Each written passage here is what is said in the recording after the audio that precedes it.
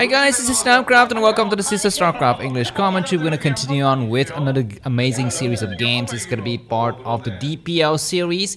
We will be having Flash against a player that I've not seen, I've not witnessed for the recent months. It's going to be Mini, and this guy used to be one of the promised prince of the Protoss land, but since then he's been kind of falling down from grace. And now he's no longer that kind of a notable player anymore, although he's still quite good. So this is going to be part of DPL, and we will have Flash and Mini playing on a very standard map, Radion. As you can see the map artifact here at the bottom of the screen, with Mini at the bottom right in the yellow color, very befitting for a Protoss player, and Flash is gonna be the gayish, purple color. In my country, I think in everyone's country, purple means gay, right? Yeah, so that's what Flash is having in the bottom left of the screen here. And let us just quickly reveal the map stats. I think everyone knows it already, but Radion, very standard map for Protoss' Terran. Terran is slightly flavored with 54%, 52% win rate, excuse me. So that's that. And let us just kind of quickly reveal what these guys are having in terms of ELO scores. So this week, here are the ELO scores of the top 10 Brood War players, and you can see Flash is on there. He's been consistently making top 10 for the past 1 month. He's been very good. Mini is not in the top 10 for sure, so that's what he's got. And I've been very busy, so I won't have time to actually go and dig out his stats for you because I just came back late from my janitor shift at the convenience store. I'm very tired. I'm very exhausted, and casting this game with whatever I have is the only bare minimum I can do here. But I can show you, here are the results of the ASL. So for 18 seasons, Terran's got 8, Zerg's got 7, and Protoss has got only 3 points. And if you look at the accolades, and Flash got 4 golds, Mini's got 1. So I guess in terms of accolades, he's not bad, Mini. So let's see how he does against Flash here. I will be casting another game that is really great from this series, from this DPL series. So please go ahead and check it out. I will give you a quick I guess preview.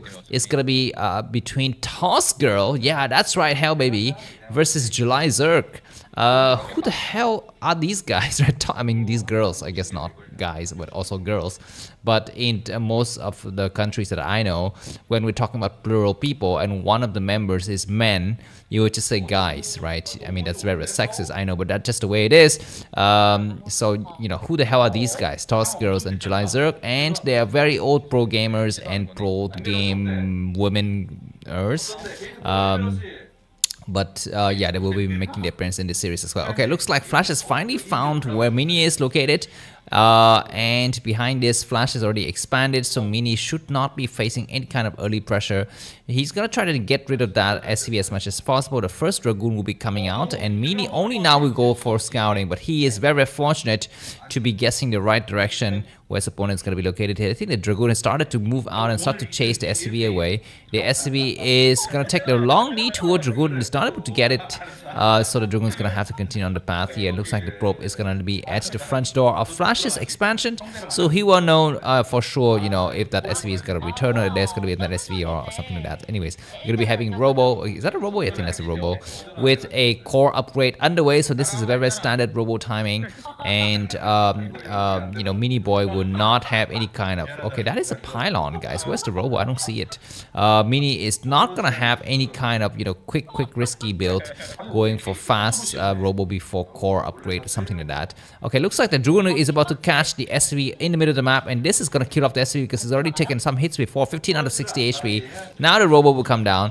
This is, I think this is possibly a standard timing Robo. I guess I'm a little bit mistaken, because usually the third pylon, right, is on the low ground just to completely seal yourself off, because this map, Radion, you have a huge opening right outside of your expansion, especially for Protoss players. They will be in a lot of trouble if they're not able to, get your defenses in the order. So that is something that I've been thinking about, as a Protoss players, you need to kind of really close that front door as much as possible and as early as possible, I feel. Yeah, but anyways, that's what we have coming into this game. So anyways, the game will get very standard now. Both the players are going to be getting ready for for the economy, trying to get things in order, try to get the factory and gateway count up, and I guess trying to take it from there. But I can tell you that this game is freaking insane. This game is quite amazing. So please take my word on that. Anyways, we will have The Dragoons start to attack here against the bunker. Looks like this bunker will take 3 Dragoon hits, so we would need to have 3 SCVs to repair it. Behind this, finally Mini is gonna, okay, looks like he's gonna try to snipe some SCV, and if Flash pays attention, he should put the SCV back or inside the bunker, but looks like he doesn't. Behind this, is Mini gonna expand again? This is double factory push from Flash, so Mini's gotta be very careful. If he goes for quick expansion with, for example, with something like, Robo and Ops, he might be in a bit of trouble, but it looks to me like we will have at least 2 gateway. The tank is waiting for siege, where the Dragoon will come in to snipe another SCV. That SCV gets inside the bunker, very smart, and now we will have the tank siege board, but he need to target fire the weaker Dragoon. Looks like that weaker Dragoon gets targeted upon, but at the last minute, I guess Mini's gonna just pull away and save all of his Dragoons. The Shadow is gonna pick up the Reaver. With the way that the map is structured, we have very, very mirror spawning positions, so both the players have equally disadvantage when it comes to drop. Both players will need to go to the other guy's expansion if he wishes to go inside the main base, so that's gonna be what it is. We're gonna be having Goliaths and turrets. I think Flash is one of the players who prefers to go for Goliath defense against Shadow and Reavers versus going for static defense like a turret. I think that's what his playstyle is. But anyways, Mini is going to take an expansion now, a second expansion at the 4 o'clock position.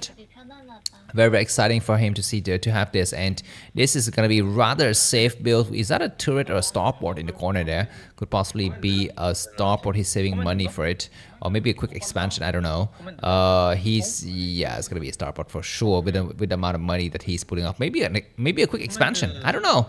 Yeah, it's going to be a quick expansion. But the money keeps going up and down and up and down, and now it's gonna be expansion for sure, right? Yeah, it's gonna be quick expansion there, but we have a probe. He's gonna build a pylon at the 3rd base, so at least Mini is gonna try to contain his enemy a little bit. We're gonna be having Goliaths in position already to try to stop any kind of advancements from Mini, but Mini, I think, is possibly waiting for Shadow with speed. He's gonna be hiding out there. Does he see the command center? He sees the Goliath. I don't know if he sees the command center. He's getting ready to go in. He goes in. He sees the command center, so he will back out here. He needs to know that the thing that he can do now is try to stop his enemy from expanding quickly. That might be what he does here. Anyways, yeah, we're gonna be seeing Flash's vision here a little bit here, just to see if he knows about the presence of the 3rd base. And Mini's Shadow with speed has just quickly finished. Mini's checking out the top left. He want to make sure there's no hidden bases, and indeed he doesn't find anything, so that's gonna be very good. We are gonna be witnessing a very standard game. So Flash is waiting, inside of his main base, is waiting for that drop to come, but there isn't any kind of pressure from the air just yet. Maybe Mini is waiting for a second Shadow, because with Shadow with speed you tend to kind of want to go in when you have double Shadow. But now the question is, if he overcommits, it will be problematic. And it looks like Flash is building a lot of turrets. Every good observer is allowed to take a full amount of scanning information inside of the enemy's base. I think he saw a turret, so need to back out here, and we don't have the scanner, so Flash is playing without a scanner. This is a kind of an interesting way to play Terran versus Protons, is you sometimes want to go for no scanners, but that is a double-edged sword, guys, because you will be in a lot of trouble if your enemy is able to scout with that observer and just react accordingly, build the same number of gateway as the enemy's got factories, or even more. Usually want to have 1.5 times more gateways than the enemy's got factories. But anyways, we're gonna be having the 4th base coming down for Mini here as he is prepping for his enemy's 3rd expansion. We do have double Shadow coming in. There's gonna be a lot of turrets, but there's a slight opening right outside of his expansion. There's gonna be a bunker here to attack, but it's not able to catch the Shadow. The Shadow finds an opening because Observer is there. Looks like he's gonna land double Reavers and 4 Zealots. One of the turrets died, but now we will have the Reaver attacking against the SCV. That's gonna be a great hit. He's gonna be hiding on this side of the map. The tank has been sieged though, so that's gonna be a problem. The Reaver lands, but that Zealot in the corner is there to take a lot of shots, and it does go for 1 more hit against the tank here. Looks like that Reaver is gonna get targeted upon, and so is the Shadow. The Shadow is being targeted upon by the Goliath. The Goliath's gonna try to chase away, but Reaver will take 1 last shot against a single Goliath. He kills a single Goliath. He's gonna take a good shot against SCV. Many hits. Another good hit to kill so many SCVs. That's something like, I don't know, man, 15 kills by that Reaver alone. So that was insane damage. And supply wise, Mini's 95, Flash 93. But keep in mind that Mini's got a new base. He's not yet saturated. Only now he's saturated. So we should expect a quick surge in supply from Mini coming very soon here. But Flash, I guess his macro is just good, or he's just producing a lot of attacking units. The Shadow's gonna try to fly back. There's nothing inside for sure. He's just gonna try to bait his enemy into trying to attack that Shadow, but he's gonna be hiding in the corner here. Probe's getting transferred towards towards the new base, and Flash is playing his Turlish style this game around. We do have the core spinning. So what is this thing, man? Why is this core spinning? Usually it's going to be for +1 armors upgrade first, just to make sure that you can get a little bit of defenses on the shadows. But in the end, you might want to switch back into, I guess not switch back, but switch into carriers. Going for +1 armors air upgrade is a nice way to transition yourself smoothly into carries, I think. At least that's what I think. Anyways, this observer is so nicely placed for Mini 110 supply, and Flash 108. So Flash is not that behind by supply. And +1 weapons days done on the tanks though. So Flash will have nice upgrades in the mid game. But the question is this the kind of playstyle that will give you wins in 2024 and into 2025 here? This kind of very passive Terran play with just sitting around doing nothing, waiting for the upgrades to kick in and do a huge push. This is okay, but with the Temptar strategy where the enemy will have a lot of high shifters just waiting for the incoming Terran army to bang its head against your storms, that is exactly what Protoss player expects to see here. Mini, after his 4th base is saturated, he's taken his 5th base and he's surging up about 10 supply advantage compared to Flash, but this is not much. This is okay. I mean, this indicates to me that Flash is slightly ahead, if anything at all. And finally, Flash will have his scanner, very late scanners here. We're going to be having more gateway saturation at the top right of the screen. We're at the 11 minute and 24 second of the game, so this is going to be the befitting moment for me to start to thank my fans. First of all, I'd like to thank Who here. The first person is going to Sea Goblins. Very nice to have you on the scene here, and I hope Merry Christmas to you. The next person is going to be Greg from Poland. Nice attack from the Reaver and the tank. We're going to be having some great, amazing engagement between these players, and Goliath is going to try to snipe the Shadow. The Shadow gets pushed back. So are you watching this, Greg? The next person I'd like to thank is going to be Matt from the US, and the final person that I need to thank is going to be Shane, also from the US, musician, my favorite person in the world. So thanks a lot to you guys for your support in the last 30 days. Let's continue on with the battle here. Looks like these tanks going to get trapped in the middle. We have a lot of mines. We have a lot of mines. The Reaver is going to take some hits. It will destroy. Sometimes it's going to bam, 1 shot, bam, 2 shot, bam, 3 shot, 4 shot. All of the tanks have exploded. That was so much supply loss, but Mini lost so many Dragoons in the process as well. So this is kind of like eye for eye, teeth for teeth, nail for nail, skin for skin here. Yeah, but there's still a lot of tanks remaining. The critical thing is that Flash is not able to kill any bases. He's just trading and trading in the middle of the map that has got no consequence. He needs to start to move towards the the 330 position. That Reaver is going to take some shot. It dies before it can fire some shot. There are some Dragoons waiting in the back. Of course, it will be suicidal to engage those Dragoons against the siege tanks. He need to wait and use Dragoon to try to catch any kind of reinforcement. That's Zealot's going to start to come out, so which is going to be nice. We have a Stargate at the top right on the screen. The Stargate is very hidden. Zealot's going to get picked up here, and Zella will get deployed onto the tank line. Some of the reinforcements going to get chased back. Nice attacks, and we have some Dragoons reinforcing, but there's going to be some minefield. Some of the tanks are not siege up correctly. Some nice attack, but those tanks are still alive, and unsieged tanks are going to start to eat up the Zella. We have a cannon in the corner. Those probes need to run away. We have probes getting saturated at the 5th base, and Mini is in the very dire situation. He's ahead by about 20-ish supply, but Flash is reinforcing for the left side with a lot of tanks and vultures. Mini coming up with some Zella and stop and dropping Mini's APM 400 as usual, as typical. This is going to be the Chaos Proton Sprincy and Flash APM 360 or something like that. So very, very nice APM advantage. That's going to be an amazing mine drag that is destroying so many Dragoons. We still have a lot of tanks remaining, something like 7 or 8 tanks. The game is still very, very tense. The tanks are going to continue to push forward here. We will have work on its rest. It looks like Flash is unaware of the presence of those carriers. Nice Reaver shot to kill 2 tanks right away. Zealot's going to land here. One Reaver's going to take a shot. He will kill what? He will get the vultures, which isn't such a bad idea because it'll be easier and faster for the Reaver to take care of the vultures, so that Reaver shot will take care of that other tank, which will be nice, and the last of the tank will fall.